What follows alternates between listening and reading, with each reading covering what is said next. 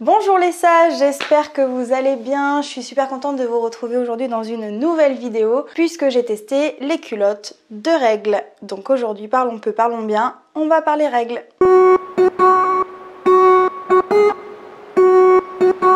Si le thème de cette vidéo vous plaît, je vous invite d'ores et déjà à liker la vidéo et à vous abonner à ma chaîne pour pouvoir être au courant dès que je sortirai une nouvelle vidéo. Alors aujourd'hui, j'ai décidé de vous faire une vidéo sur les culottes menstruelles puisque j'ai eu l'occasion de les tester et je voulais vous en faire une vidéo puisque je trouve ça génial tout simplement. Donc je vais vous donner mon avis sur les produits, pourquoi j'ai décidé de me tourner vers les culottes menstruelles et de stopper complètement l'utilisation des protections hygiéniques jetables. Je vais vous expliquer tout ça et vous donner mon avis. Avant de débuter la vidéo, je tenais à vous préciser que je vous donne mon avis en tant que consommatrice. Je vous donne mon avis en fonction de mon expérience. Ce sera peut-être pas la même pour tout le monde. En tout cas, je vous souhaite d'en avoir une aussi bonne que moi. Alors, je vais commencer par vous expliquer pourquoi j'ai décidé d'arrêter les protections hygiéniques jetables. Premièrement, l'utilisation de ces protections hygiéniques en tant que telles me posait de plus en plus de problèmes, puisqu'on sait de plus en plus qu'il y a des produits nocifs à l'intérieur, que ce soit les serviettes jetables ou les tampons. L'emballage de toutes ces protections sont faites en plastique, l'utilisation même de ce produit ne me correspondait pas forcément, ça créait beaucoup de déchets, enfin voilà, ça faisait beaucoup d'arguments qui faisaient que je n'avais plus envie d'utiliser ces protections. Donc il y a quelques années de ça, j'ai essayé d'utiliser la cup menstruelle. Si c'est ce que vous utilisez en termes écologiques, c'est très bien aussi. Seulement moi, ce qui s'est passé, c'est que j'ai changé de contraception, j'ai posé un stérilet il y a plusieurs années et la personne qui me suit m'a expliqué que le stérilet pouvait éventuellement être déplacé si toutefois la cup était mal utilisée. Donc j'ai quand même préféré prendre mes précautions et arrêter d'utiliser la cup. Donc suite à tous ces constats, j'ai décidé que j'allais tester les culottes menstruelles. Je vais pas vous mentir, j'ai mis un petit peu de temps à passer le cap. D'ailleurs, j'ai des culottes menstruelles aujourd'hui parce que ma belle-mère a décidé d'en commander pour elle et que ça a été le moyen pour moi d'essayer. Parce que j'étais énormément en réflexion, je me posais beaucoup de questions par rapport à ces culottes-là. Est-ce qu'elles sont vraiment absorbantes? Est-ce qu'on peut vraiment avoir confiance? Est-ce qu'elles sont assez bien faites pour la nuit aussi? Enfin voilà, je me posais mille et une questions. Donc j'ai mis du temps à passer le cap et maintenant que je l'ai fait, je voulais vous en parler. J'en profite pour vous dire que je ne suis pas du tout experte dans les domaines des impacts environnementaux au sujet des protections hygiéniques jetables. Je me suis renseignée de mon côté forcément, mais je ne suis pas assez légitime selon moi pour vous expliquer tous les problèmes qu'il y a autour, que ce soit au niveau de l'utilisation du plastique, les microplastiques qui vont dans les océans, les produits nocifs qu'il y a dans tous ces produits-là, etc. Je me suis renseignée de mon côté, mais je pense pas être capable de vous en parler réellement pour tout vous expliquer. Donc si vous avez envie de vous informer par rapport à ça, je vous laisse quelques liens dans la barre d'infos, allez voir. Alors c'est parti pour vous parler un petit peu des culottes menstruelles. Donc le premier défi qui se pose, c'est de choisir ses culottes. Il y a beaucoup de sites internet maintenant qui vous proposent des culottes menstruelles. Je vous conseille également de vous renseigner autour de chez vous s'il n'y a pas des artisans, etc. qui les font eux-mêmes. Pour être totalement transparente avec vous, je ne préfère pas vous donner le nom du site internet sur lequel ma belle-mère et moi avons commandé nos culottes, pour la simple et bonne raison que nous pensions commander sur un site sain, un site français dont la production était également faite en France. Malheureusement, on s'est rendu compte par la suite que ce n'était pas le cas et ça m'a énormément déçue. Donc je ne préfère pas vous donner le nom du site où on a acheté ces culottes. En revanche, je vous encourage à aller voir sur internet. Il y a plein de sites qui vous proposent des culottes menstruelles. Donc faites juste attention de la réelle provenance de vos produits si vous y accordez une réelle importance. Mais en tout cas, je voulais être sincère avec vous sur ce point. Faites attention sur le site où vous commandez. Alors le deuxième point important dans le choix de vos culottes menstruelles, ça va être la taille et le niveau d'absorption. Donc en termes d'absorption, sachez qu'il y a des sites internet qui font la différence entre les différents flux et d'autres pas. Donc si vous savez que vous avez un flux relativement abondant pendant vos règles, je vous conseille de faire attention à ça et de choisir les culottes qui vous iront le mieux par rapport à votre flux. Pour ce qui s'agit des tailles, donc sur tous les sites internet, généralement vous avez un guide des tailles donc qui va vous donner la taille de culotte idéale selon par exemple votre tour de hanche en centimètres ou selon votre taille de pantalon du 36 au 48 par exemple, enfin voilà. Si toutefois vous n'êtes pas sûr de vous avec ce guide de taille là, je vous conseille de contacter directement le site internet. Il y aura forcément quelqu'un qui pourra vous épauler dans le choix des culottes au niveau des tailles pour être un petit peu plus sûr de vous. Et enfin, la dernière section qui est importante selon moi pour le choix des culottes, ça va être la composition des culottes. Généralement, au niveau de vos culottes, vous avez 3 couches à l'intérieur d'une culotte menstruelle. Donc vous allez avoir la couche de textile qui est à l'intérieur de la culotte, donc généralement ça va être du coton, selon les marques du coton même bio. Deuxième couche, donc ça va être l'étape absorbante. Donc généralement ça va être du bambou parce que ça a une qualité d'absorption qui est imbattable, on va dire. C'est une matière qui est beaucoup utilisée dans les couches lavables pour les bébés par exemple, donc c'est une matière en laquelle on peut avoir confiance. Et troisième étape, ça va être la dernière couche qui va servir d'imperméabilité pour ne pas laisser échapper les flux que vous perdez. Donc je ne préfère pas vous donner plus de détails par rapport à ces couches-là. Peut-être que certains d'entre vous sont allergiques à certaines choses et d'autres pas. Donc je vous conseille tout simplement d'aller voir sur les sites internet et de vous informer au mieux.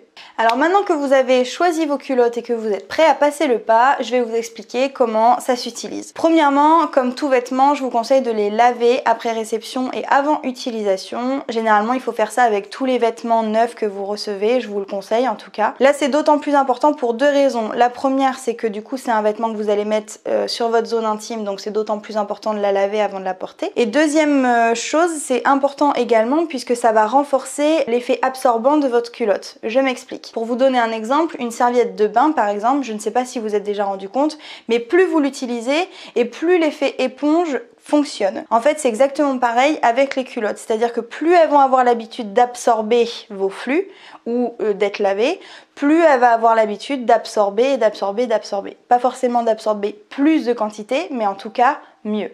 Une fois que vos culottes sont lavées et prêtes pour leur utilisation, personnellement, je sais qu'en termes d'utilisation, je peux garder une culotte toute la journée. Donc quand je me lève le matin, je mets une culotte et le soir, environ 12 heures après vous faites comme vous pouvez selon votre organisation. Moi, j'essaye à peu près de fonctionner comme ça. Donc 12 heures plus tard, j'enlève ma culotte, je la rince et je mets la deuxième. Pour ce qui est du rinçage de la culotte, donc déjà ce qui est important à savoir, c'est qu'il faut les rincer à l'eau froide pour extraire tout le sang qu'il y a à l'intérieur. Donc ça, vous pouvez le faire à la main. Et une fois que tout le sang a dégorgé de la culotte, vous avez 2 solutions. Soit vous pouvez les laver à la main, donc moi c'est ce que je fais. Généralement, je prends le temps d'extraire bien tout le sang de ma culotte et ensuite je prends le temps de la nettoyer moi-même et de la mettre à sécher. Ou bien vous pouvez la mettre directement en machine. Si vous faites des machines régulièrement, etc., une fois que vous avez dégorgé tout le sang, vous pouvez la laisser tremper à l'eau froide pendant, disons par exemple 1 heure, et après vous pouvez la mettre directement dans votre machine. Important à savoir, la machine, il ne faut pas qu'elle soit à plus de 40 degrés parce que sinon ça peut un petit peu abîmer les qualités d'absorption de la culotte. Pareil pour le sèche-linge, il ne faut pas qu'elle passe au sèche-linge non plus puisque la chaleur c'est pas très bon pour ces culottes là. Donc maintenant vous avez toute l'utilisation des culottes de règles de A à Z. Donc pensez à laver la culotte, les utiliser après pour toute une journée, plus ou moins selon vos flux, selon vos habitudes, les rincer à l'eau froide pour extraire tout le sang dès que vous l'enlevez, et ensuite lavage à la main ou en machine, et surtout pas oublier d'éviter la chaleur. On va maintenant passer aux quelques informations complémentaires des éventuelles questions que j'ai reçues ou des questions qu'on peut se poser en général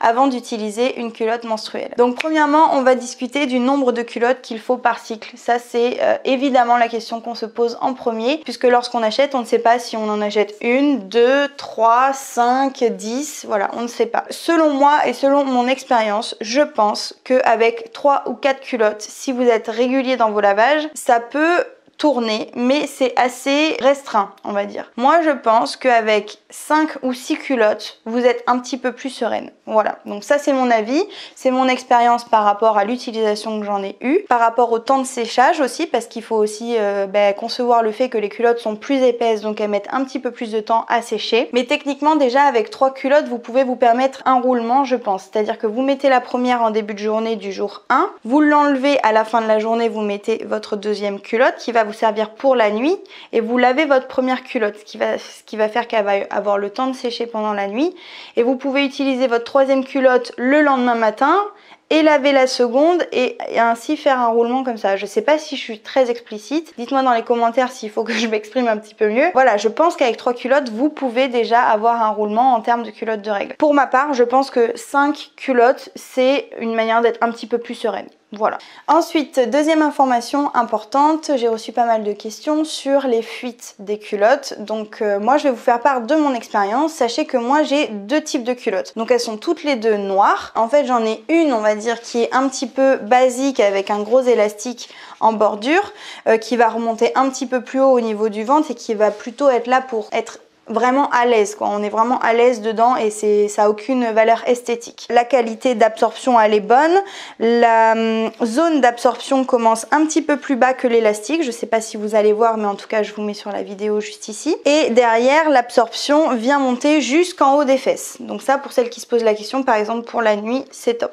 La deuxième culotte que je vais avoir, ça va être une finition un petit peu plus esthétique puisque la bordure ici est tout en dentelle. Le tissu est peut-être un petit peu plus fin et un petit peu plus doux. Et la zone d'absorption commence dès le haut de la culotte ici. Et pareil, elle va remonter au niveau des fesses, mais du coup, comme elle est un petit peu plus esthétique, on ne le voit pas de l'extérieur. Ça se voit que de l'intérieur. Donc en termes de fuite, moi j'ai remarqué quelque chose, c'est qu'avec la culotte on va dire un petit peu plus esthétique, j'ai eu un problème de fuite puisque j'ai remarqué qu'au niveau de l'entrejambe, la quantité de tissu était un petit peu moins large que celle qui est un petit peu plus agréable à porter, on va dire. Donc ça c'est le problème que moi j'ai rencontré. Est-ce que c'est quelque chose qui se passe avec tout le monde? Je ne peux pas vous dire. Si vous êtes utilisatrice de culottes menstruelles et que vous regardez cette vidéo, s'il vous plaît, mettez-nous votre expérience en commentaire. Plus on aura d'avis et mieux ce sera. En tout cas, mis à part ce petit souci à cause de la forme de la culotte, on va dire, si je prends les culottes du coup dans lesquelles je suis le plus à l'aise et parce qu'elle est très élastique, etc.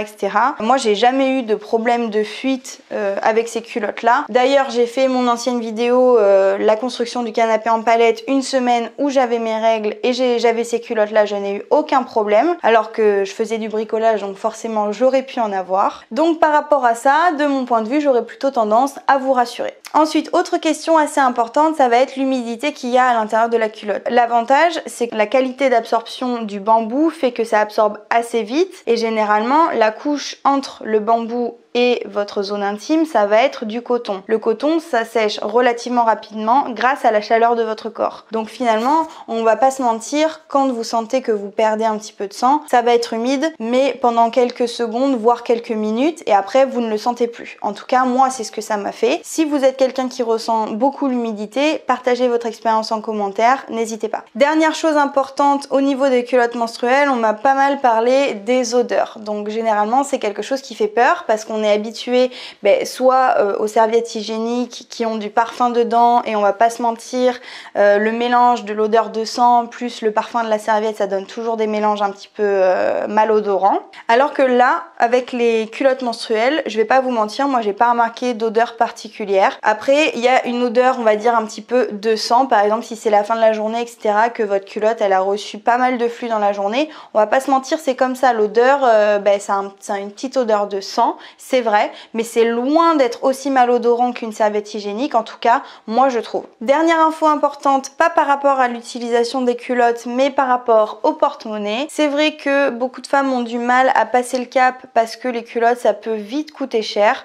Moi, en regardant un petit peu tous les sites internet, j'en ai vu allant de 15-16 € jusqu'à une cinquantaine d'euros. Ça peut varier selon l'absorption, selon les modèles, selon les matières des culottes, etc. Enfin voilà, il y a une gamme de prix qui est assez variée. Mais malgré le prix qui peut être assez important de ces culottes, et ça j'en suis tout à fait consciente, il faut se dire que ça a un impact donc sur l'écologie puisque du coup vous avez plus du tout de déchets. Ça a un impact sur votre corps puisque vous n'utilisez plus de produits dans lesquels il y a des produits nocifs, enfin voilà, donc je pourrais même pas vous ressortir le nom, mais des choses qui sont pas censées être dans notre culotte, clairement. Ça vous permet également d'avoir une protection qui vous tient toute la journée et de pas avoir à changer voilà, entre temps. Et enfin et surtout, c'est des culottes que vous pouvez garder normalement des années. Donc en termes de rentabilité, je ne vais pas vous faire un calcul type parce que chaque personne achète des produits différents, les utilise différemment, etc. De mon point de vue, j'estime juste que l'investissement vaut le coup pour toutes les raisons qu'il y a derrière, à la fois pour la protection de votre corps, mais aussi pour la protection de l'environnement. Et voilà les sages, j'espère sincèrement que cette vidéo vous aura plu. Je vous ai donné un petit peu toutes les infos que j'avais par rapport à ces culottes menstruelles. Si vous avez encore des questions, n'hésitez pas à me les mettre en commentaire, j'y répondrai avec plaisir évidemment. Je vous laisse vous abonner à la chaîne si cette vidéo vous a plu en cliquant juste ici. Vous pouvez également regarder ma dernière vidéo en cliquant là. Et sur ce, moi je vous dis à très bientôt. Ciao!